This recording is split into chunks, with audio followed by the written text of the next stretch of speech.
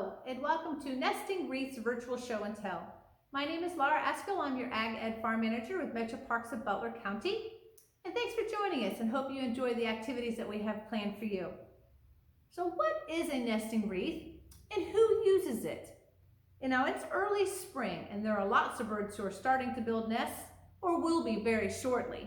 So what kind of materials do they need to build those nests? Let's find out the answer to those questions and more, and of course we'll end with our live animal demonstration. Let's go!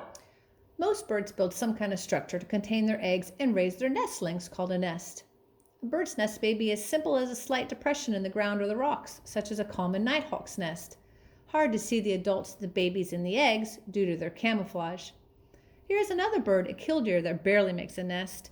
Their babies are precocial and are up and at them right away and also have a great camouflage to help them blend in with their environment. Some birds, like the red-bellied woodpecker, drill holes and make nests inside trees. And one of our most elaborate pouch-like nest builders, the Baltimore Oriole, will be migrating back to Butler County soon to build their nests up in the trees. The most familiar nest type is a cup made of vegetation and sometimes with mud, like the American robin with their telltale blue eggs. Often the outer layers of these nests are coarse material and the inside is lined with softer or finer materials like this northern mockingbird nest. And depending on the species, cup nesters may hide their nest in trees or shrubs, build them on the ground, or place them in nest boxes or tree cavities like the black-capped chickadee. If your yard has safe nest sites and adequate construction material, it will be more attractive to birds, including those that don't visit the bird feeders. Fallen leaves and twigs left unraked make excellent nest materials for many birds, and providing nooks in your backyard where these untidy debris can start to collect provides a variety of material for the birds to check out when they are building their nests. They may even pick through your compost pile looking for suitable nesting material. Besides offering natural sites that contain materials, you can also put out concentrated stashes of items too. Don't have a grape wreath to decorate with these items and hang outside? No worries. Use your imagination, such as 3 sticks together with metal, a large cardboard ring cut out, an old boot, a basket. See what works best. Now, some safe and appropriate items for nesting materials might include dead leaves, twigs, bark strips, dog hairs, wool, grass, plant material that's not been treated with fertilizers, pesticides, herbicides, or insecticides, moss, feathers, cattail fluff and cottonwood down, and even pine needles. Now, contrary to belief, do not put out dryer lint. Also, don't add plastic strips, tinsel, cellophane, or aluminum foil. Have fun making your wreaths. Take a photo and sending it to us at programs@yourmetroparks.net. So one of the good things that you can put in your nesting wreath is wool. And do you remember what animal you get wool from? It's sheep. So we're going to go to Mr. and Mrs.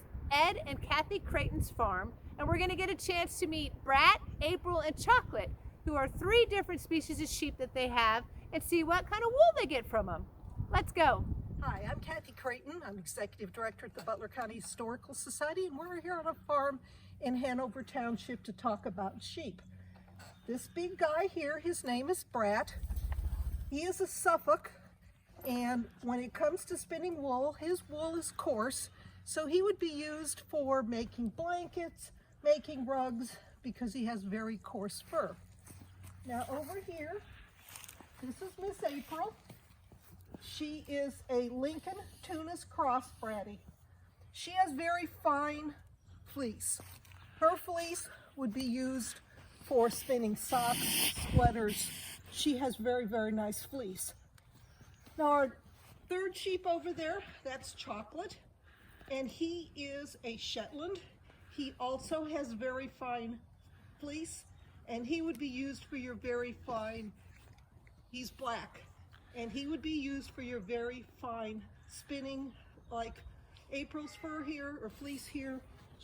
Both of these would be used for making scarves, socks, sweaters, because they have very, very nice fleece.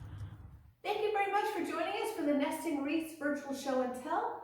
And I hope you have the opportunity to make one with the appropriate materials to help out our fine feathered friends. It is such an exciting time of year to be out in the parks to observe wildlife, but remember to do so at a distance so that we don't disturb them. Our next virtual show and tell is scheduled for Thursday, March the 25th at 10 o'clock, and its title is We Are Rockin'. We hope to have a special guest from the Butler County Soil and Water Conservation District, Mrs. Lynn White. If you can't meet us at that time, no worries. You can go to our website at yourmetroparks.net, and if you go to log off, shut down, get outside, you can see all of our virtual show and tells that we have scheduled. Thank you, everybody, and hope to see you in the parks.